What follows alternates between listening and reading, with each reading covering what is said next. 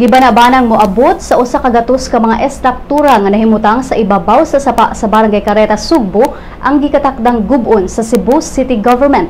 Si Mayor Michael Rama nakigmeeting kagahapon kauban ng Project Reduction Danger Zone Team, Cebu City Disaster Reduction and Management Council ug mga personahe sa Department of Engineering and Public Works aron sabutan ang ipahigayong clearing operation.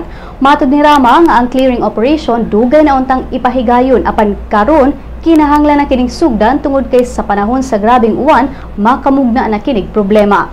Gibutyag sa mayor nga ang tanang mga nagpuyo sa ibabaw sa sapa sa Carreta nakahibaw na sa nag-ung-ung nga clearing operation.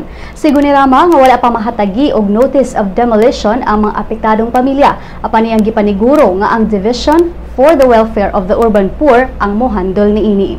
Wala pa hinoy eksaktong petsa o time frame kung kano sa ipahigayon ang demolition sa Carreta Creek, sanglit wala pa sab kapangandam ang syudad sa balhinan sa mga apektadong pamilya.